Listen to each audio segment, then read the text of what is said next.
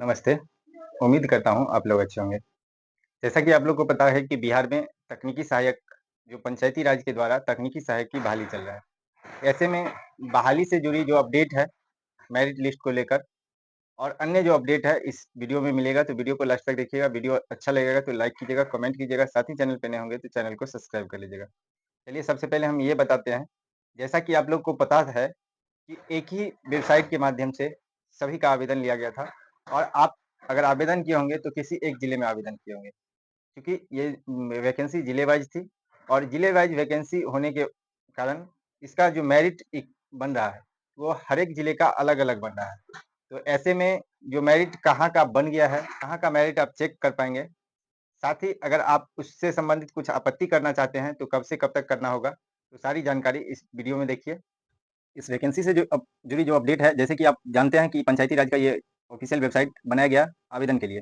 या यहाँ आप क्लिक करके आप आवेदन किए होंगे और इसके लिए आवेदन का जो समय सीमा था वो आप भली-भाँति जान चुके हैं और इसका सभी जानकारी इससे जुड़ी प्राप्त कर चुके हैं। और अगर आप हम आज एक जो लिस्ट के बारे में बताने हैं वाले हैं किशनगंज जिले की। जो किशनगंज में वैकेंसी थी, उस किशनगंज में कितने वैकेंसी थी और कितने का पैनल बना और उसमें क्या कुछ है, तो देखिए। सबसे पहले इसमें यहाँ ऊपर न्यूज़ में ही देख पाएँगे, न्यू अपडेट में जो है न्यूज़ एंड अपडेट में ऊपर में ही देख गया कि merit list of contract basis employment of vacant post technical assistant यानी तकनीकी सहायक। तो इसके लिए यहाँ पे क्लिक करते हैं और देखते हैं कि क्या अपडेट दिया गया है। तो इस पे आएँगे तो इसका मेरिट इसमें जो प्रोसीडिंग है TA list UR BC SC SC ST का ईबीसी का सारा अलग अलग दिया गया है। तो सबसे पहले हम यहाँ पे देखेंगे प्रोसीडिंग क्या दिया गया है। तो प्रोसीडिंग में आप देख पाएंगे कि देखिए जिला इससे संबंधित अपडेट जो है, इसमें जिला पदाधिकारी किशनगंज अध्यक्ष हैं। वो तो आपको पहले से ही भली-भाँति पता है कि कौन अध्यक्ष, सचिव कौन क्या रहेंगे। इसमें जानना ये है कि ये इसके में जो आवेदन जो मेधा सूची तैयार हुआ है, कब से कब तक आपत्ति लेना है। तो आपत्ति संबंधित जो बातें हैं, इसमें देखिए ये तकनीकी सहायक रिक्त पदों का अभ्यर्थी द्वारा ऑनलाइन जो किया गया था 26 5 से 24 6 तक किया गया। साथ ही स्क्रूटनी और मेधा सूची जो तैयार किया गया 9 तारीख तक कर लिया गया और ये प्रकाशन भी कर दिया गया। और ये देखिए चयनित समिति द्वारा तैयार मेधा सूची आपत्ति की जो मांग की गई है वो यहाँ पे 10/7 से 24/7 तक की गई है। आपत्ति का निराकरण होगा, उसके लिए भी 25 से 8 तक का समय दिया गया है कि अगर आप आपत्ति करते हैं, किसी तरह का त्रुटि, किसी तरह का समस्या होता है, उसमें अगर आप यहाँ पे बताते हैं, इसके बाद जो पैनल उसमें सुधार आपत्ति के आधार पे उसमें अगर सुधार होने वाला होगा, तो इसमें 25 से 8 तक होगा और काउंसलिंग नियोजन पत्र जो वितरण होगा 9/8 से 18/8 तक ये किया जाएगा। यानी अगस्त तक ये वैकेंसी क्लियर करने का बात बताई जा रही है। इसमें जो आवेदन हुआ है, देखिए जिला पंचायती राज सह सदस्य सचिव के द्वारा बताया गया है कि तकनीकी सहायक के पद पर नियोजित हेतु कुल 113 ऑनलाइन आवेदन प्राप्त हुए।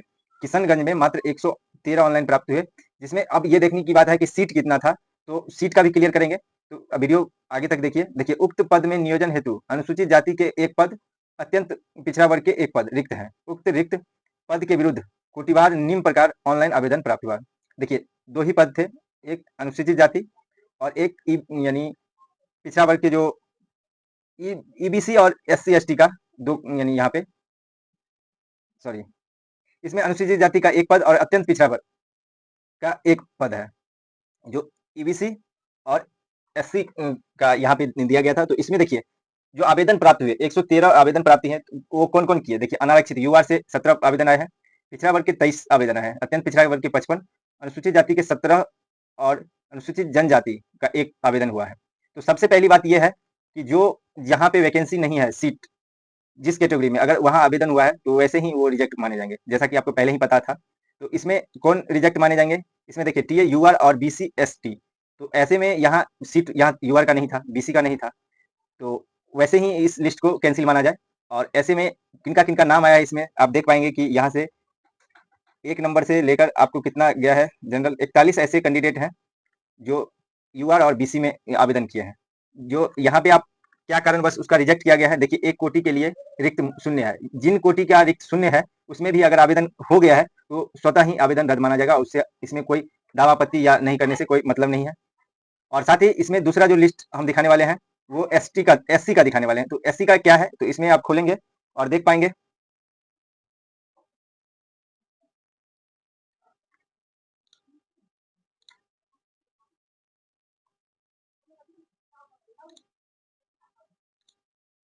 देखिए इसमें अनुसूचित जाति में देखिए एक पद थे, और रिक्त पद जो 1 है उसके लिए कितने यहाँ पे आवेदन आए हैं, तो आप यहाँ पे देख पाएंगे कि 17 आवेदन आए हैं। इस 17 आवेदन में कुछ ऐसे फिर भी हैं जो इस कैटेगरी से नहीं है या अदर जगह से हैं, जो उस कास्ट से तो है लेकिन उन्हें भी जनरल में रखा जाएगा, क्योंकि वो आवेदन कहीं और किसी और स्टेट वाले कर दिए हैं। जैसे देखिए, जाति प्रमाण पत्र पश्चिम बंगाल से निर्गत है, आवेदन राज्य का निवासी नहीं होने के कारण आरक्षण का लाभ देय नहीं होगा। देखिए, इस कास्ट में भी अगर आप अदर स्टेट से हैं तो स्वाभाविक सी बात है कि कोई भी आरक्षण का लाभ बिहार के मूल निवासी को ही मिलता है, तो उस आधार से ये रिजेक्ट माना गया। और साथ ही जो जहां भी आप कहीं ये दूसरे जगह के हैं तो आप ये भी देख सकते हैं, इनका आवेदक द्वारा जाति प्रमाण पत्र संकलन नहीं किया गया है। निवास प्रमाण पत्र स्पष्ट है, निवास प्रमाण पत्र से स्पष्ट है कि देखिए, अगर उसमें कुछ ऐसे डॉक्यूमेंट भी नहीं दिए जाते हैं जो आप उसमें न्यूनतम अर्हता होनी चाहिए, या अन्य किन्हीं कारणों से भी ऐसा हो सकता है। आप इसमें मेरिट का आप बात करेंगे तो इसमें अनुसूचित जाति में 84.91 एक ही है, और एक का ये लिस्ट आया है अमित कुमार पासवान, इनका ये दिया गया है और ये किशनगंज से ही है। तो इनका संभवतः अगर सभी डॉक्यूमेंट सही होंगे तो इनका काउंसलिंग हो जाए, और इसके बाद अगर इनका किसी तरह का दिक्कत होता है तभी दूसरे नंबर का हो पाएगा, क्योंकि इसमें सीट ही एक है। और इसमें दूसरा जो हम बताने वाले हैं ईबीसी का भी इसी प्रकार लिस्ट बहाली एक भी था, एक रिक्तियां थी, और इसमें भी कुल कितने आवेदन आए हैं वो आप देख लीजिए। सबसे पहले इसमें 55 आवेदन आए हैं, और 55 आवेदन में अगर फर्स्ट नंबर पे आप देखा जाए तो इसमें भी रिजेक्ट लिस्ट दिया गया है, क्योंकि आप रिमार्क में आप पढ़ेंगे तो आप देख पाएंगे कि क्या गलतियां हैं। कुछ या तो डॉक्यूमेंट में कोई अपलोड नहीं किए होंगे, या कोई अशुद्धि किसी प्रकार का दिक्कत हुआ होगा, तो उसमें स्पष्ट रिमार्क में दिया गया है। तो इसमें आप देख पाएंगे कि राहुल कुमार है, उनका ये इसमें पॉइंट दिया गया है 90.14, इसका फर्स्ट रैंक पर है। अब इसका काउंसलिंग हो सकता है, आप देख पाएंगे। और इससे संबंधित कुछ भी और भी जो भी इसमें त्रुटि लग रहा होगा, किसी तरह का दिक्कत समझ में आ रहा होगा, तो इसमें आप आपत्ति कर सकते हैं। तो आपत्ति का समय सीमा जैसे कि आपको पता है, उस समय से आप कर सकते हैं। तो उम्मीद करता हूँ ये इन्फॉर्मेशन आप लोगों के लिए अच्छा हुआ होगा। अगर अच्छा हुआ होगा तो वीडियो को लाइक कर दीजिएगा, कमेंट कर दीजिएगा, साथ ही चैनल पे नए होंगे तो चैनल को सब्सक्राइब कर लीजिएगा। साथ ही अन्य जिले का जब भी अपडेट आता है तो वो भी हम आपको बताएंगे, तो आप वीडियो को देखते रहिएगा। धन्यवाद।